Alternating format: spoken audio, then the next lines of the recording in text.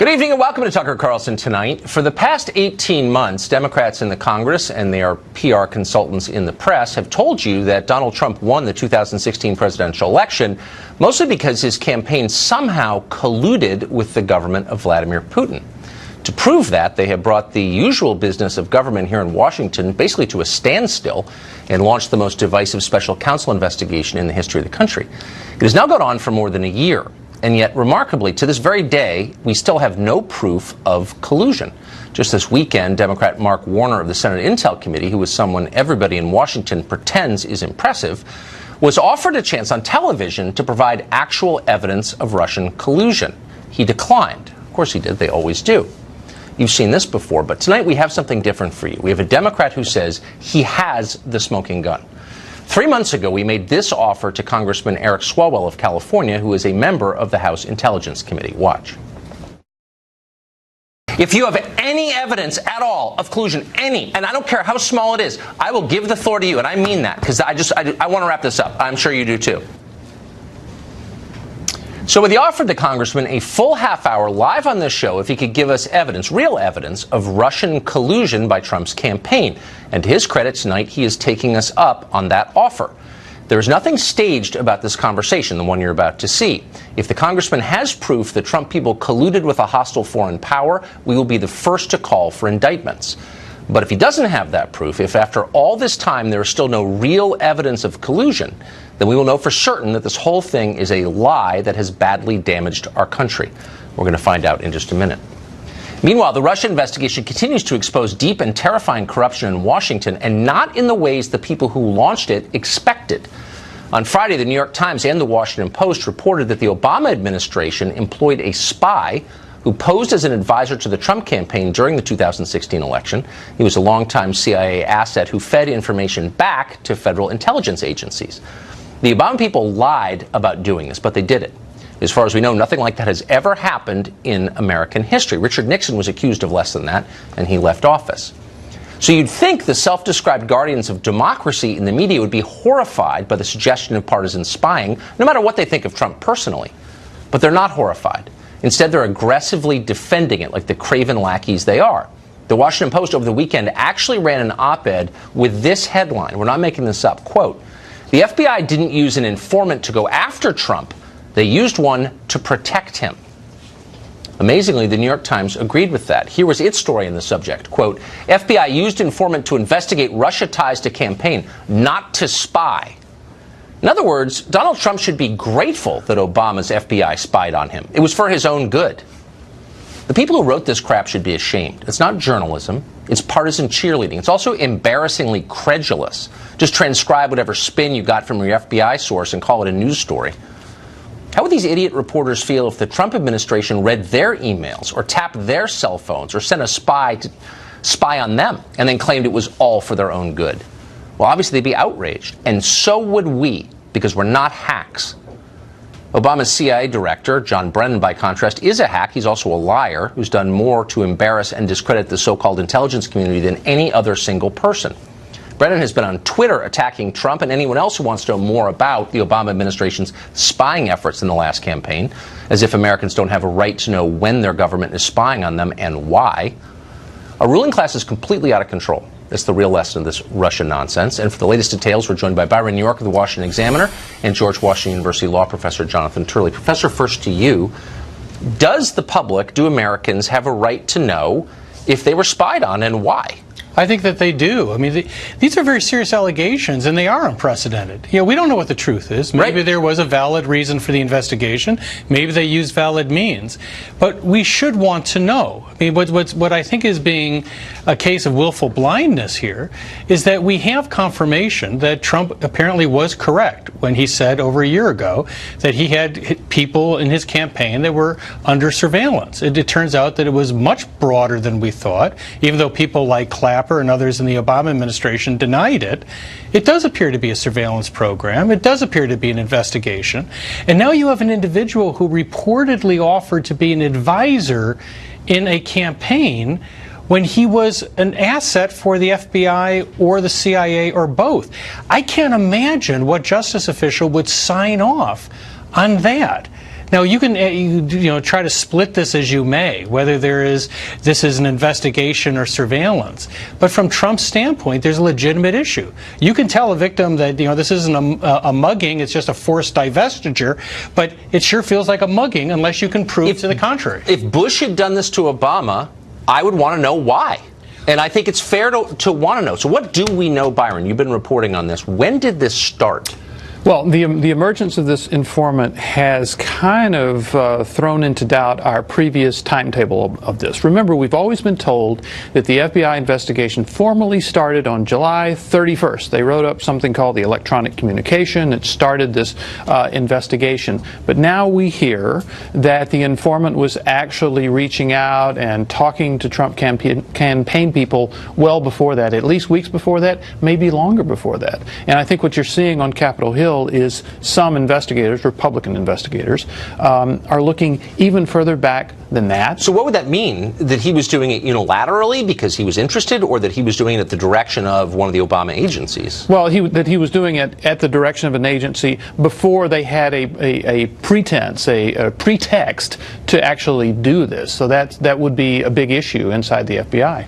Also, we're seeing some investigators looking even further back to March. On March 21st, Trump goes to the Washington Post, meets with their editorial board. Remember, he was under a lot of criticism for not having a group of foreign policy advisors, in part because the entire Republican foreign policy establishment had shunned him. And they asked him, well, who are your advisors? He pulls a piece of paper out of his pocket and says, well, here they are. And he reads off a list. And on the list are Carter Page and George Papadopoulos. And we know now that James Comey and Andrew McCabe personally briefed the Attorney General, Loretta Lynch, about them back then. That's in March, and then shortly thereafter they were discussed at what's called the National Security Council Principals Committee, which is Secretaries of State, Treasury, Defense, CIA. All these people are talking about Carter Page then. Totally shocking. Professor, quickly, since you've got more historical perspective on this than most people, is this without precedent? If true, has anything like this ever happened that we know of? I know of no precedent to support this. Now, they have a case to make. The point, though, is for those people that are objecting, what are you objecting to? I mean, this is a serious matter. No matter how you feel about Trump, we need to find out the truth about this. If there was an investigation of an opposing political party, if there was an asset who tried to become an advisor in the campaign, those are serious matters for all of us. And I think that Trump is right. He went about it, I think, in the wrong way. But he has a legitimate objection here that we should know the true facts. Well, I agree, and I don't think it's about Trump at all. Thank you both very much. I appreciate it. Glenn Greenwald is co-founder and editor at The Intercept, and he joins us tonight.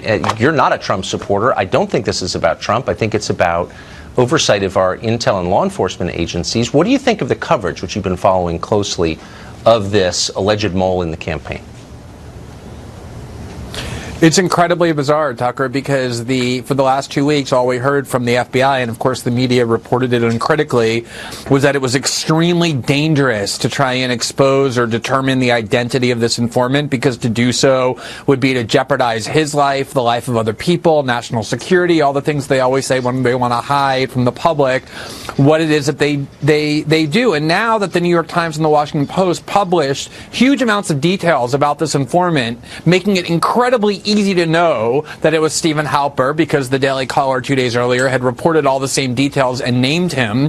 We all now know who the informant is, and we know that was just a fairy tale, that he's not some covert undercover agent, but somebody who's a well-known CIA operative whose name has been repeatedly published in newspapers as a CIA operative and as a Republican operative for decades. And so the whole claim that the media was circulating on behalf of the FBI that this was some sensitive covert asset turned out to be a lie, and the New York Times and Washington Post knew that, which is why they did everything but name him by publishing all of the details to let us know who it is. But it wasn't just the media. I mean, you saw Mark Warner of Virginia, who's on the Senate Intel Committee, who's seen as a pretty sober person, basically threaten his colleagues with criminal prosecution if they in any way divulge the identity. What would be the justification for that? This is what the intelligence community does, Tucker, and I've been trying to essentially make this point for 18 months now, as we've been told we're required patriotically to accept whatever it is that they say.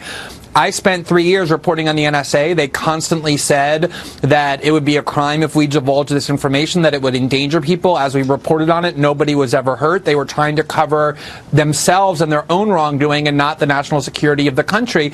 And that's the same here. You have people like Mark Warner and inside of the FBI and Justice Department who don't want us to know the name of the informant, not because they're worried about national security, but because they're worried about themselves. And that's why they're using the language they always use. You're going to be engaged in espionage. You're going to be jeopardizing lives.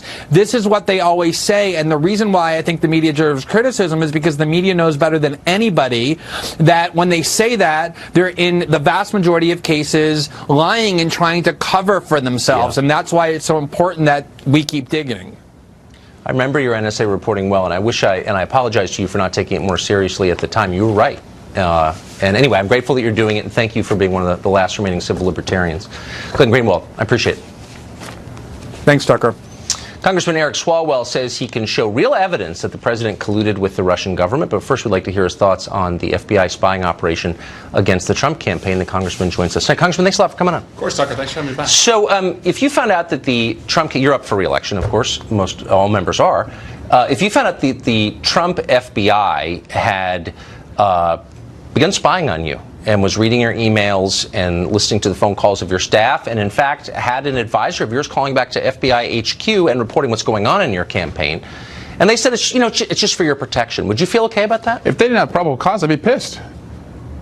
What would constitute probable cause? Well, the evidence that you put forward to a judge, and the judge has to sign off on it, and that's happened mostly through this investigation. So there's but we know that in judicial this branch case, involved. no judge. I mean, now you just heard fresh reporting that apparently this person, this advisor, fake advisor of the Trump campaign, was doing this long before July, and maybe as early as March. I don't think there's any indication a judge signed off on that. Does that bother you? Well, I've seen the evidence. I don't accept the premise of your question. There is a multiplicity of different individuals who saw concerning things, judges who signed off on FISA applications. Did a judge sign off on this? I mean, I'm quoting the New York Times and the Washington Post here, and they're saying that a longtime CIA asset was spying on the Trump campaign on behalf of the Obama administration. Did a judge sign off on that? I can't go into classified information. I can tell you I haven't reviewed this. It's not classified whether a judge signed off on it. That's I haven't seen anything improper. I have a right. Yeah. You brought it up. You said that a judge signed off on it, and I'm saying, is that true? Do you know that? I haven't seen anything improper. I've seen a lot of evidence that was concerning, but what I do see that's improper is a president who is a subject of an investigation using his DOJ to look into the evidence locker. That's wrong. Let's make it really specific. I said we know from reporting from the New York Times. Wait, so now you're trusting the New York Times? No, because you don't trust them most of the time. You don't trust them most of the time. Look, I'm just saying, if I'm wrong, tell me. You're on the Intel Committee. They're reporting that a guy who was claiming to advise the Trump campaign was reporting back to the Obama agencies.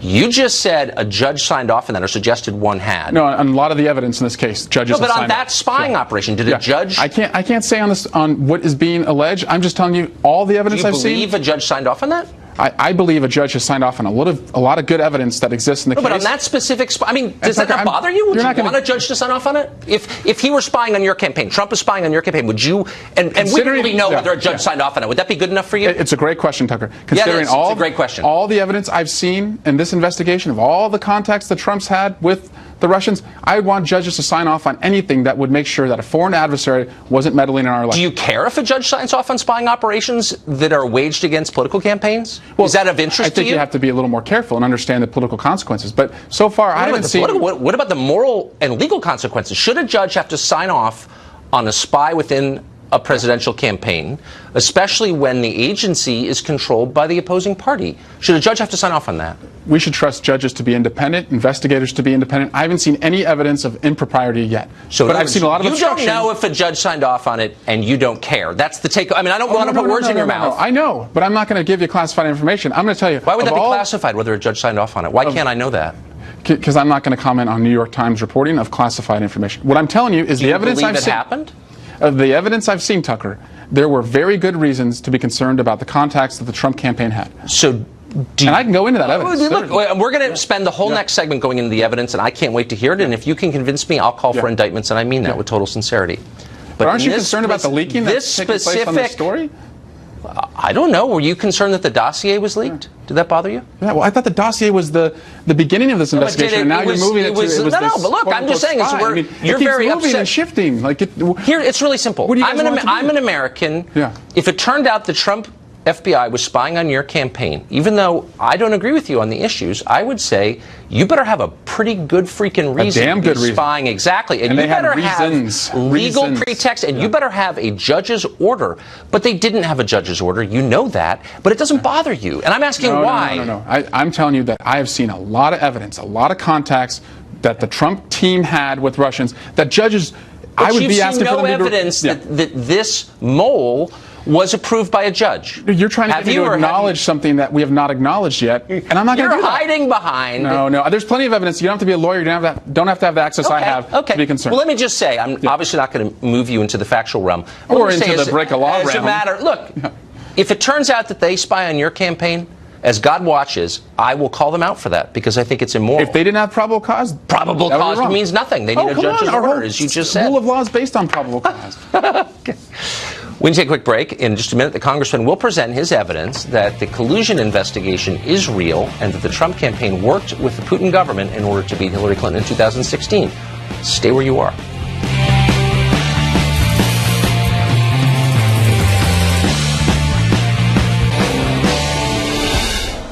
Welcome back. We're still joined by Democratic Congressman Eric Swalwell of California, a member of the House Intel Committee.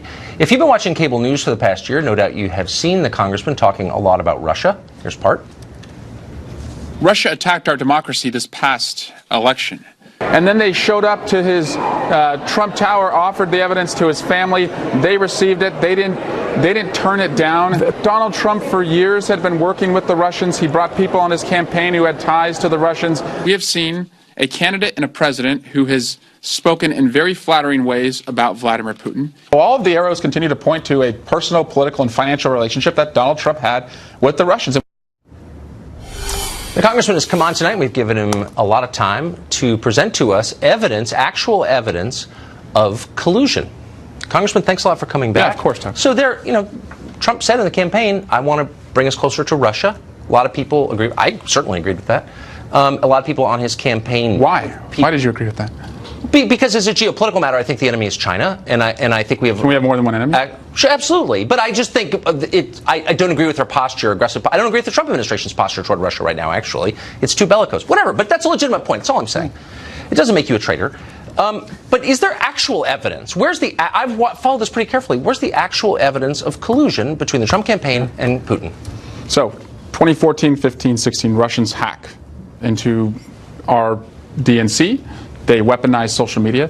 2015, they make what I think is the first approach that we know.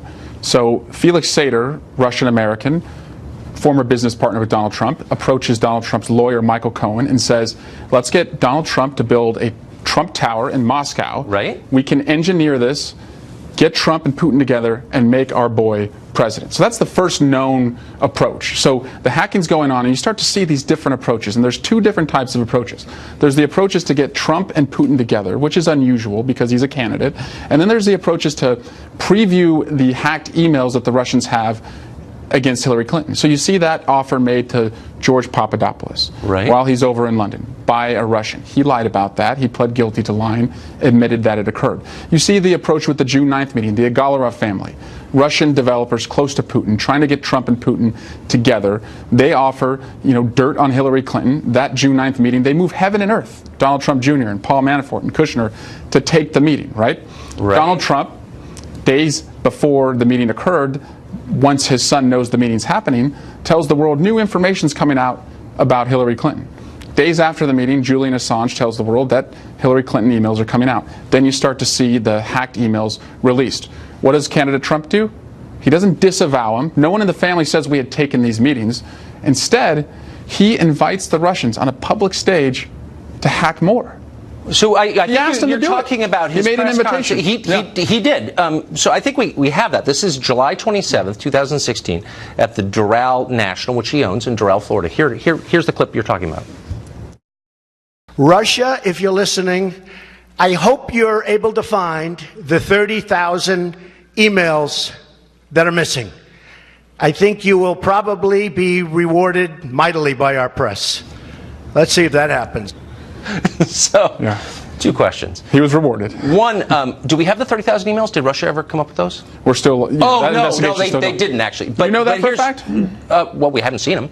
Yeah. Well, let's let the Mueller investigation continue. Okay, maybe Mueller's in contact with the Russians, but Trump didn't come up with those from the Russians, so that didn't happen. But let me ask you this: if Trump was going to, there's still an attempt there, right? Okay, but you can attempt to do something and fail, and it can still be a crime. But would you do? I mean, I hate to inject common sense into this. Would you do it in broad daylight? To make secret contact with Russia, your handlers back in Moscow, wouldn't you dial them up in the shortwave in the basement? Would you really send a coded message in the middle of a joke at a press conference? I'm not saying he's the smartest guy in the world, Tucker. Never accused him of that.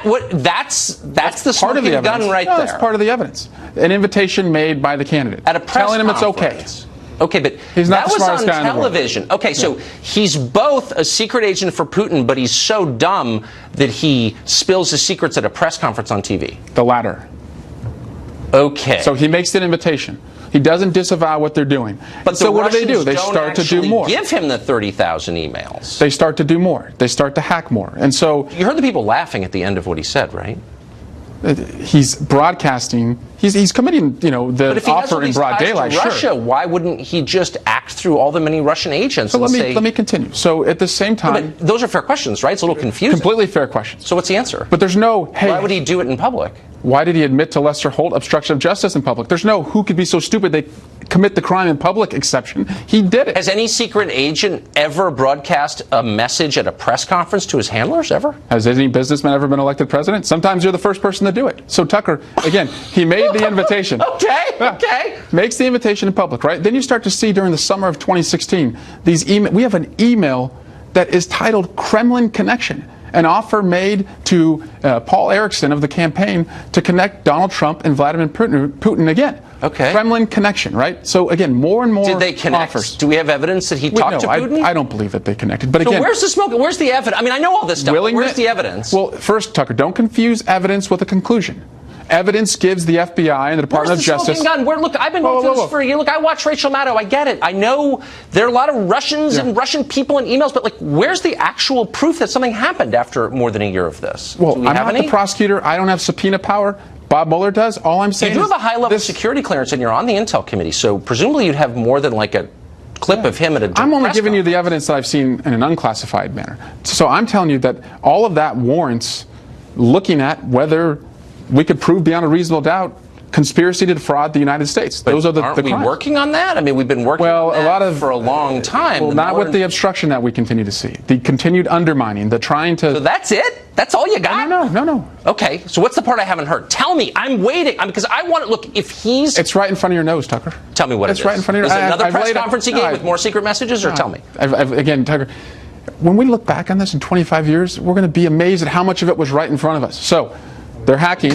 We're all speaking Chinese at that point. There's approaches. And we're like, people thought Russia was the threat. Isn't that weird? There's approaches. They never turn down any of the approaches. The candidate makes an invitation in broad daylight, as you said. They continue to try and arrange meetings through the summer. And then you start to have what I call, if there's a quid pro quo, there has to be a quo, right? If there's a transaction that's taking place, you start to, of course, there's the candidate's positive, favorable statements about Putin, even if those are just, as you said, so we have a better relationship with Russia.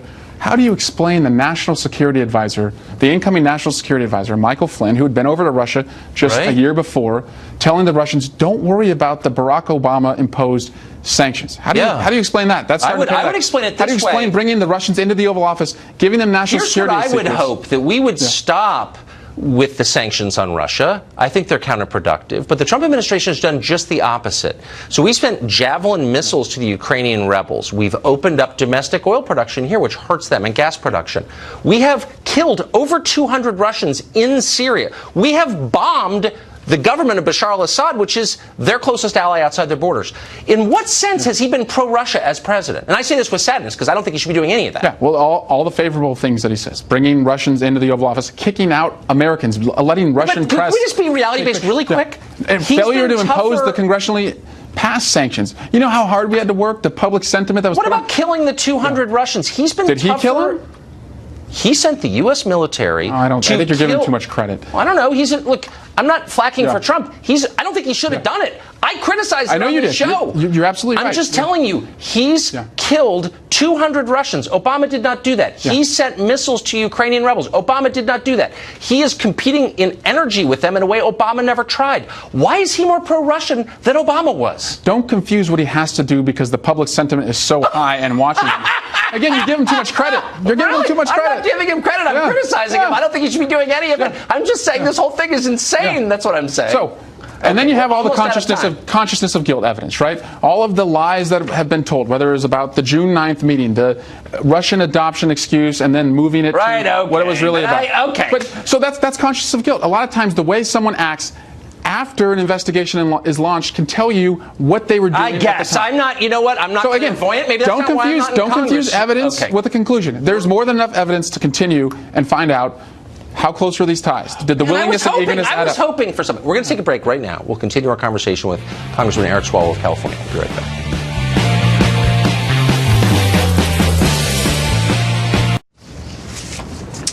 We're continuing our extended conversation with Congressman Eric Swalwell, Democrat of California. So you've talked a lot about Russia, but you've also become known for your position on guns. And you're one of the very few Democrats, I think, who's been honest about that. You say that the U.S. government ought to ban a certain species of rifle. You wrote a piece about this. This is not a secret view you have. You wrote it in USA Today. And you say this: we should ban possession of military-style semi-automatic assault weapons. We should buy back such weapons from all who choose to abide by the law. And we should criminally prosecute any who choose to defy it by keeping their weapons. So we should confiscate this entire class of firearms. What do you think would happen if the federal government tried to do that? Well, Tucker, did you read the op-ed? I did. I just quoted from it extensively. Yeah, I'm not calling for a confiscation. What I'm saying is we should invest in a buyback, that we should restrict any weapons that aren't bought back to gun clubs, hunting clubs, shooting ranges, keep them there where it's safe and not on our streets. And if you were caught, just like if you were caught, with drugs or anything else, if they had probable cause to go into your home and you had one of these weapons, yeah, you'd be prosecuted. I've never suggested sending troops out. I'm going to quote an old friend of mine called Eric Swalwell. He's a congressman from California on the Intel Committee. Can you put it back on the screen, please? I'm just going to quote once again. And we should buy back those weapons, and I'm quoting, criminally prosecute any who refuse to choose to defy it by keeping their weapons. So you're going to prosecute people who don't give up their weapons. That's gun confiscation. If they're caught with them, yeah. We're not sending troops. We're not sending troops door to door. So, but what do you think? What do you think would happen? I mean, do you think, because of course the overwhelming majority of those people are law-abiding, have committed no crime, have no plans to commit a crime, you would instantly turn them into felons. Do you think that you would have a civil war? Are you worried about that? What do you think will happen if we do nothing? You think more kids will be killed? I'm not. You think more arguing concerts will be shut up? More churches will lose parishioners? I'm not arguing on behalf of doing nothing. I'm critiquing your very specific suggestion for what we. And you're a lawmaker, so this is meaningful what you said. And I trust the American people are law-abiding, that their weapons could be bought back, or keep them at a gun club. You don't have to give it up. But what if you want to keep them in your home and you've done nothing wrong? You haven't hurt anybody, and now you just made them into felons. Yeah, no, there's no troop roundup here, Tucker. No, but you just made them into felons. You just said that in the piece. Look, I'm not making this up, but you wrote that. So what do you think? Like, if I'm a gun owner and I have one of the weapons that you say should be banned, and I don't feel like bringing it to a gun club, I feel like keeping it in my bedroom closet. I don't think you're giving the American people enough credit that they'd be law-abiding and that they would obey you. Well, not or else they'd be criminally prosecuted. No, I'm suggesting we have a conversation in Congress and pass a ban like this. They would be obeying the law. Would you apply, as written by you? Yeah, it would have to be passed by. Would you apply these standards to yourself and your fellow members of Congress? Absolutely. Okay, so not cops though. I don't think cops should be outgunned. So your bodyguards could have any kind of guns. I don't have bodyguards. Yes, Tucker, you do. I was there today. No, you have many bodyguards. I don't have bodyguards. Just there today. I don't personally have bodyguards. Oh, but you're surrounded by them. Yeah. You're surrounded by bodyguards that I pay for, and they're police officers. They're sworn. They're trained. They're there to protect you. They're and they your shouldn't be outgunned. And that's the problem. I have two brothers who are cops. Hold on. My dad was a cop. They're outgunned right now. But your bodyguards would get to have any kind of gun they want to protect you. But I wouldn't have. I don't want them to protect me. I want them to protect the people who are getting shot up in the schools. But that's not. No, Capitol Police exists to protect you. No, this isn't about Capitol Police. Well, no, but it is though. It's not the kids who are dying, Tucker. It's about me in and their my schools. They're afraid to go to school tomorrow. They hear a book drop. No, but hold on. They think a shooter's walking into the classroom. So you're Don't they deserve to be protected? Yeah, they do. And So my let's protect family, them. Amen. But Why do you need an AR-15? I don't know why you need to protect one. your house. You have them in your building where you work. Police you officers. Have, no, your bodyguards. Don't denigrate the cops. I'm not Tucker. denigrating them. They work I'm hard. glad they're there. They shouldn't be outgunned, and they're outgunned right now. But wait a second. I went to the funeral for 4 police officers who were killed by an assault weapon. You don't actually care more than I do. We care the same. So it's not a question of who cares. Do you think cops should have guns? I think that your bodyguards should have the same guns that I have to protect my family. They're America's bodyguards, Tucker. They're not. They're Don't yours. denigrate them like that. I'm not denigrating them. They work too really, hard. Can they come to my house and protect my wife while I'm at work? If you call the police, yeah. Oh, but can I have a Capitol Hill when you go to work? They hang out and protect you. They're protecting the constituents. Oh, no, they're protecting who come you, in. actually. I don't have. So why not? Tucker. Hold on. Why shouldn't my wife have the same firearm at home that your bodyguards use to protect you? Is that fair or is that unfair? Why is That's it unfair? a ridiculous argument. Oh, why? It's absolutely ridiculous. Why is it ridiculous? Because you're more important than me? No, I don't. You are trying to. No, I'm asking a sincere question. Why should you get to protect yourself? Our cops should not be outgunned. No, period. I'm talking not our cops. I'm talking our military shouldn't be outgunned. No, your cops, period. Capitol Hill Police, have. Why don't we just limit them to the same gun I can have at home? Why can't we have a real conversation about this? This is a real conversation. Why is it nonsense? You're putting your life above my family. You're calling cops bodyguards, and that's disrespectful to them. I'm not calling all cops Police Week was last week. They were all here in town honoring the fallen, and you're calling them bodyguards. No, I'm calling your My bodyguards. dad was a cop. He's not a bodyguard. No. He protects people. Do you and have that's ridiculous. Do members of Congress have bodyguards? I notice whenever You're calling a cop a bodyguard, man? That is so disrespectful. They are. No. And they're the sworn government police officers. pays for them. They and I was in the you Capitol and your today. kids. No, they're in your and office. our families. Then can I get the same in my office? They shouldn't be outgunned. Taxpayers can pay for it? They shouldn't be outgunned. They're outgunned today. Can I ask a question? Yeah, go ahead. If I walk down the hallway in front of your office, you have officers there paid for by taxpayers. Great guys. I'm not attacking them, obviously, and I think they watch this channel. Thank you for that. They're not at all. I'm merely saying that you have better protection than I do. And you're saying that my family doesn't deserve to have a certain species of weapon. You get to decide what we can protect ourselves with, but you're not going to in any way take the ability to protect you away from the Capitol Hill Police. I'm saying that every police officer in America today is outgunned. For their safety and for the safety of the people they protect, we shouldn't have assault weapons. Right. You just don't want to apply the rules to yourself. I get it. I wouldn't either. You know what I mean? I care about protecting my family. Well, let's protect the kids first. That seems like the first place to start. My house. I agree. Yeah. Thank you very much. Yeah, my pleasure. The left has a new cause defending MS-13. Why are they letting anti-Trump sentiment drive them into the arms of a gang that kills people with machetes? Great question! We'll ask it next.